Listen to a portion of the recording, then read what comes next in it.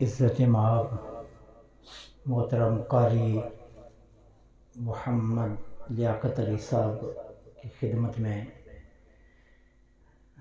مبارکباد پیش کرتا ہوں۔ یہ وہ خوش نصیب ہیں کہ جنہیں آقا بار بار طلب فرماتے ہیں، اور ان کی تشریف آوری سے فائدہ اٹھاتے ہوئے ان کے توسل سے یہ دعا کرتے ہیں کہ اللہ یہ سفر ہمارے لیے بھی بار بار آمین اور ہمارے بھائی محمد امین صاحب چونکہ تیار ہیں، دعا ہے کہ اللہ کریم ان کا یہ سفر قبول فرمائے۔ میں یہ تو نہیں کہنا چاہتا کہ میں علوم دنیا کا مخالف ہوں، علوم دنیا بھی لازم ہے۔ کیمسٹری، بیالوجی، سائنس، ٹیکنالوجی، یہ سارے علوم حاصل کرنے چاہیے، لیکن یہ سبھی معلومات ہیں، علم نہیں۔ یہ بات یاد رکھنا، علم ہے قرآن اور حدیث۔ افسوس یہ ہے کہ ہم معلومات کے پیچھے بھاگ رہے ہیں، علم کے پیچھے نہیں بھاگتے۔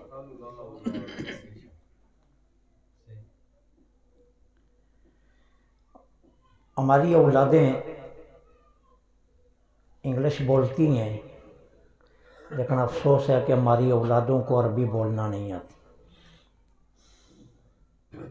ہمارے بچے میتھ پڑھتے ہیں، میتھ سمجھتے ہیں، میتھ کے کلیے بیان کرتے ہیں، لیکن ہمارے بچے قرآن کی آیت نہ پڑھ سکتے ہیں، نہ بیان کر سکتے ہیں، نہ سمجھ سکتے ہیں۔ یہ کتنے بڑے افسوس کی بات ہے۔ آج اگر دنیا بھر میں مسلمان ذلت اور پستی کا شکار ہے تو اس کے بنیادی وجہ یہی ہے کہ ہمارا رشتہ قرآن سے ٹوٹ چکا ہے۔ جتنی دیر تک ہم قرآن سے وابستہ رہے، دنیا پر حکومت ہم ہی نے کی ہے۔ جب سے ہم نے قرآن سے رشتہ توڑ لیا، ذلت و رسوائی ہمارا مقدر بنتی گئی ہے۔ معذرت کے ساتھ یہ ہماری ایک مخصوص افراد کی محفل ہے، جس میں وہ لوگ ہیں کہ جو ہر محفل میں آتے ہیں۔ ہم میں سے کتنے لوگ ہیں جو بالکل بغیر کسی ناغے کے قرآن کریم پڑھتے ہیں؟ ہم یہاں جتنے بیٹھے ہیں، اگر میں یہاں ہاتھ کھڑا کروانا چاہوں تو میں دعوے سے کہہ سکتا ہوں چند ہاتھ اٹھیں گے کہ جو یہ کہہ سکیں کہ ہم ہر روز قرآن پڑھتے ہیں۔ جبکہ میرے آقا کریم علیہ الصلاۃ والسلام نے فرمایا کہ نماز عشاء کے بعد 1000 رکعت نماز نفل پڑھنے سے قرآن کی ایک آیت پڑھ کر اس کا معنی اور اس کے مطالب کو سمجھ لینا 1000 نفلوں سے زیادہ بہتر ہے۔ سبحان اللہ۔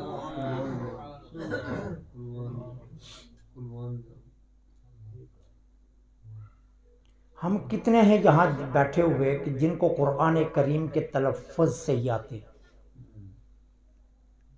جو مخارج اور صفات کے مطابق قرآن پڑھ سکتے ہیں۔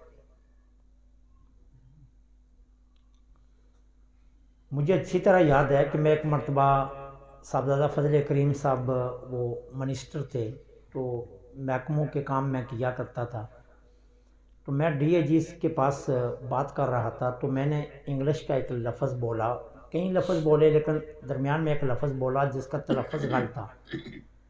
ڈی اے جی نے مجھے 2 مرتبہ ٹوکا، اور میں سمجھ گیا کہ یہ میں تلفظ غلط کر رہا ہوں، وہ اس لیے مجھے ڈی اے جی ٹوک۔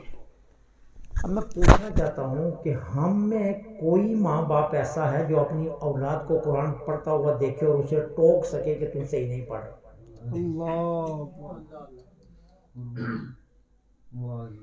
اتنا بڑا المیہ ہے ہمارے لیے۔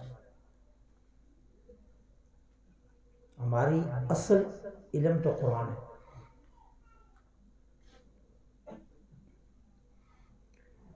1,40,000 صحابہ میں صرف 300 کے لگ بھگ صحابہ تھے جو لکھنا جانتے تھے. صرف 300 صحابہ لکھنا جانتے تھے اور باقی تمام صحابہ لکھنا نہیں جانتے تھے، اور لیکن وہ قرآن کو پڑھنا جانتے تھے. نتیجہ کیا نکلا؟ انہوں نے دنیا پر حکمرانی کی یا قرآن کے صدقے.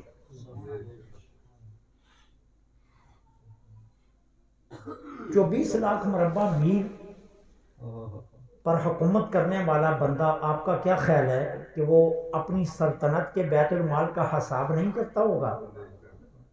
اس کی نظر تو ایک ایک گورنر کے ایک ایک عمل پر تھی.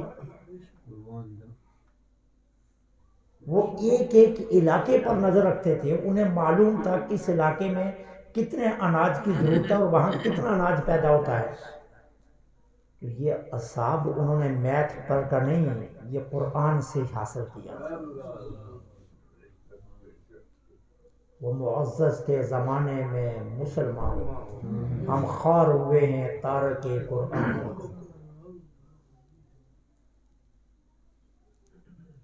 قرآن علم ہے، اصل علم قرآن ہے. لیکن افسوس یہ ہے کہ ہمارا اسی اصل علم سے رشتہ ٹوٹا ہوا ہے. ہمارے گھروں میں قرآن ہے لیکن اس کے اوپر گرد پڑی ہوئی ہے. وہ کسی غلاف میں لپٹا ہوا ہے، وہ کسی بالا خانے میں کسی طاق میں محفوظ پڑا ہوا ہے. اور میں دیکھتا ہوں ہماری مساجد میں بعض اوقات کچھ قرآن رکھنے کے لیے لوگ آتے ہیں تو وہ قرآن کریم جب دیکھا جائے تو اتنا خوبصورت ہوتا ہے، اس پر اتنا خوبصورت غلاف لپٹا ہوا ہوتا ہے.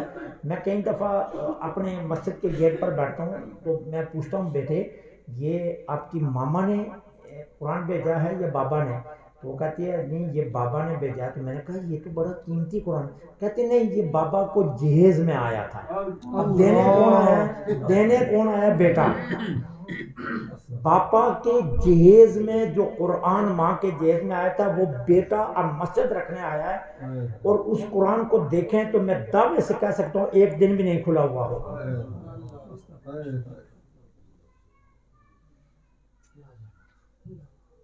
جبکہ یہ دنیا میں بھی ہمارے لیے نور ہے اور آخرت میں بھی ہمارے لیے نور ہے. یہ واحد علم ہے جو دنیا میں بھی ہمیں معزز کرے گا، آخرت میں بھی معزز کرے گا. میں نے پہلے کہا میں دنیا کے علوم کا منکر نہیں ہوں، لیکن دنیا کا کوئی علم قبر میں آئے گا نہیں. جب انسان قبر میں لیٹے گا قرآن کی تلاوت کرنے والے کے پاس سب سے پہلے قرآن پہنچے گا، اور جب نکیرین آئیں گے تو وہ سینے پر کھڑے ہو کر کہے گا نہیں سوال کرنے دو گا. قرآن کہے گا آج میں تمہیں اس سے کوئی سوال نہیں کرنے دوں گا. وہ پوچھیں گے کیوں؟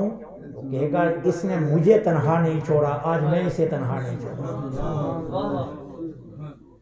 اس نے مجھے تنہا نہیں نہ چھوڑا، آج اس کی تنہائی کا وقت آیا، اسے میں نہیں تنہا چھوڑا. میرے آقا فرماتے ہیں جو انسان سورہ بقرہ اور سورہ آل عمران کی تلاوت اپنے مشغولات میں رکھتا ہے، جب قبر سے اٹھ کر محشر میں آئے گا یہ دونوں صورتیں اس کے اوپر بادل کا سایہ کر کے لائیں گی اسے، اور محشر میں ایک شور برپا ہوگا کہ یہ اتنے عزت والا کون آ رہا ہے؟ کوئی نبی ہے، کوئی رسول ہے، کوئی نبیوں کا امام ہے؟ آواز آئے گی نہیں یہ کوئی نبی رسول ہے، رسولوں کا امام نہیں ہے، یہ بقرہ اور آل عمران کا قاری آ رہا. اس شان سے یہ قرآن اسے میدان معاشر میں پہنچائے. میرے آقا فرماتے ہیں جس دل میں قرآن نہیں ہے وہ ایسے ہے جیسے اجڑا ہوا گھر ہو.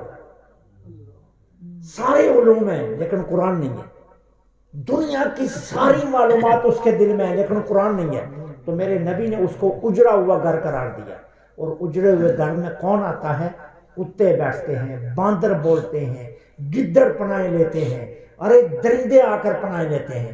جس دل میں قرآن نہیں ہے اللہ کی عزت کی قسم وہاں ابلیس اور اس کی ذریت پناہ لیتی ہے.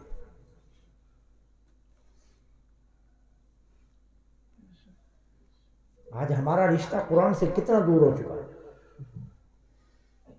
معذرت کے ساتھ ہمارے وہ دوست بھی ہیں جو ساری زندگی قل ہو اللہ پر نماز پڑھ جاتے ہیں, ساری زندگی قل ہو اللہ پر.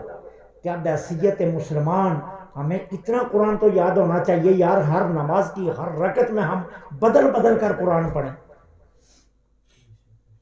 اتنا تو قرآن ہمیں یاد ہونا چاہیے نا بحیثیت مسلمان, نہ کہ ساری زندگی قل ہو اللہ پر نماز پڑھ کر ہم چلے جائیں. اپنا رشتہ قرآن سے لو, اپنا تعلق قرآن سے مضبوط کرو, قرآن کو اپنی زندگی میں لاؤ, قرآن سے محبت کرو. ہاں ہاں ہاں ہاں, مجھے ایک بات یاد آ گئی. میں چھوٹا تھا تو اس دور کے مسلمان قرآن سے کتنی محبت کرتے.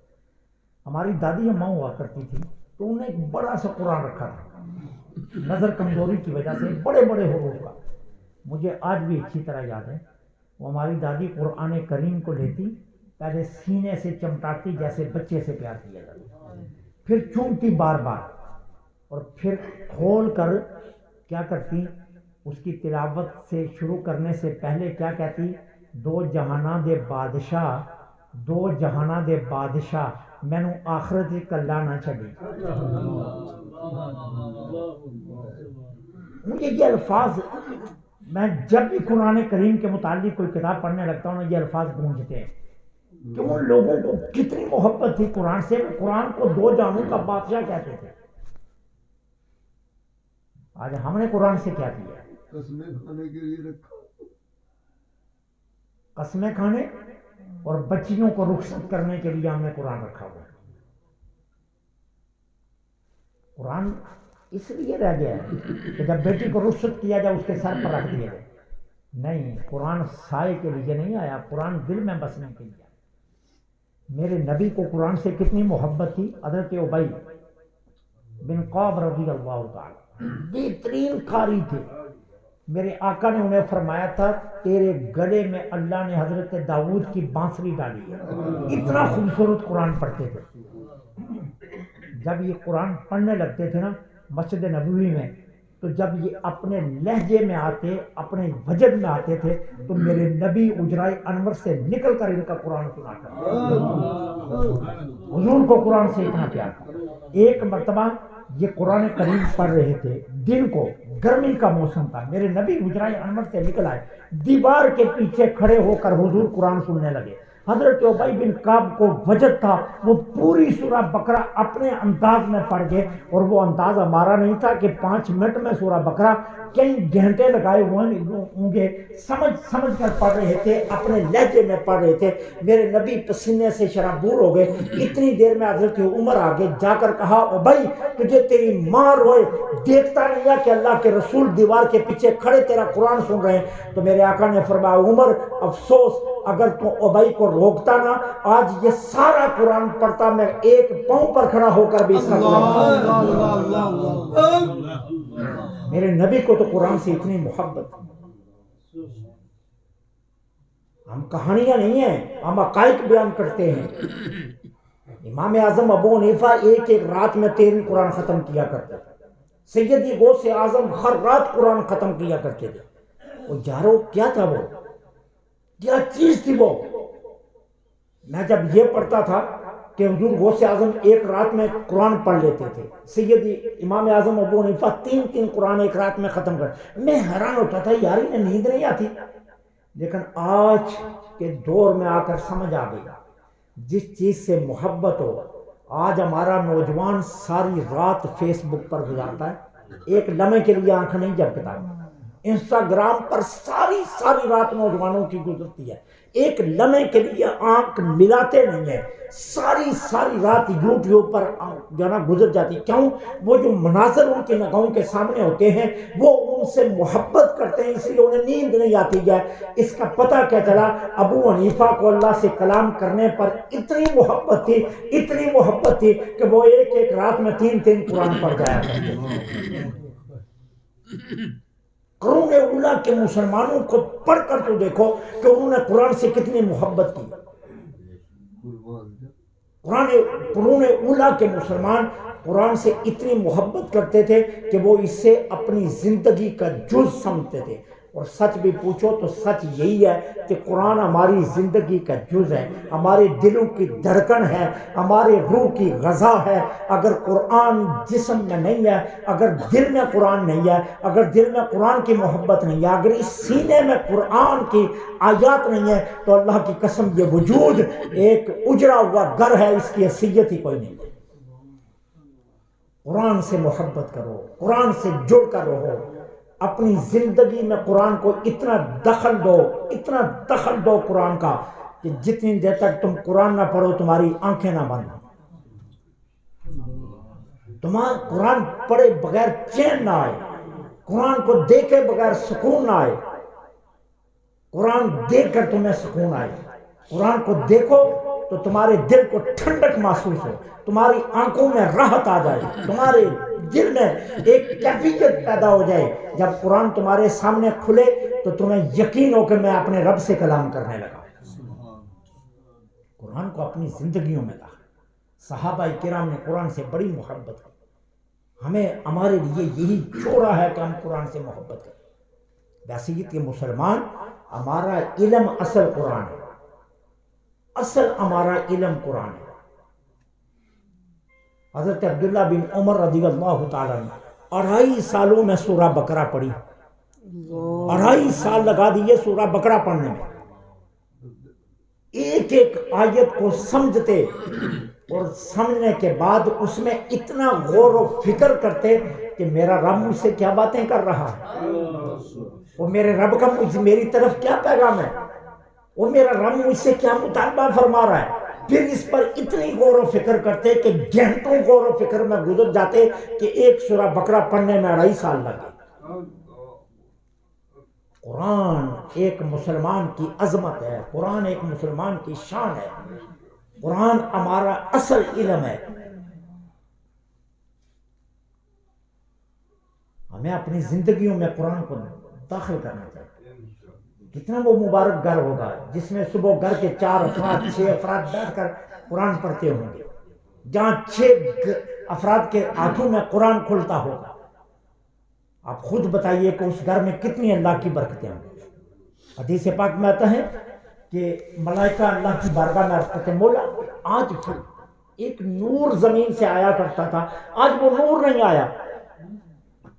تو اللہ فرماتا ہے فرشتوں تمہیں پتہ نہیں؟ عرض کرتے ہیں مولا نہیں، تو نے جو علم دیا وہی ہم جانتے ہیں. اللہ فرماتا ہے اس گھر میں میرا ایک بندہ تھا جو ہر روز صبح قرآن پڑھتا تھا، آج وہ فوت ہو گیا، اس لیے اس کے گھر سے جو نور اٹھتا تھا وہ آج نہیں آیا، کیونکہ آج اس گھر میں قرآن نہیں کھلا. جب آپ زمین پر بیٹھ کر قرآن پڑھتے ہیں، خدا کی عزت کی قسم آپ کے گھر سے اٹھنے والا نور آسمانوں تک جاتا ہے، اور آسمانوں سے پلٹ کر رحمتیں آپ کے گھر میں داخل ہوتی ہیں. قرآن سے محبت کیجیے، قرآن سے پیار کیجیے، قرآن کو اپنی زندگی میں لائیے. زیادہ نہ صحیح تو اتنا تو قرآن ضرور اپنے سینوں میں محفوظ کیجیے کہ کم از کم ہر نماز کی ہر رکعت میں بدل کر قرآن پڑھ سکو. ہم مسلمان ہیں، ہمیں اتنا تو قرآن آنا چاہیے نا. ماں باپ کی قبر پر جائیں تو حاضری دیں تو کم از کم سورہ یاسین تو ہمیں آتی ہو نا کہ ہم وہاں بیٹھ کر سورہ یاسین شریف پڑھ سکیں. اتنی تو آتی ہو نا. میرے آقا نے فرمایا جو ہر روز سورہ مزمل کی تلاوت کرتا ہے، قیامت کے دن اس کے ارد گرد نور کا حالہ ہوگا، اور وہ نور کے حالے میں نور کے حلوں کے اندر اللہ کی بارگاہ میں پیش ہوگا. اور سورہ مزمل کیا عرض کرے گی؟ مولا اس کو میرے حوالے کر دے، اللہ فرمائے گا جا میں نے تیری مان لی، اور سورہ مزمل اسے لے کر جنت میں چلی جائے گی۔ میدان محشر میں اس کا کوئی حساب نہیں ہونے گا۔ قرآن کریم سے محبت کیجیے، قرآن کریم کو اپنی زندگیوں میں لائیے، کیونکہ یہ ہماری اصل غذا ہے اور ہمارا اصل علم قرآن ہے۔ اللہ مجھے آپ کو عمل کی توفیق عطا فرمائے۔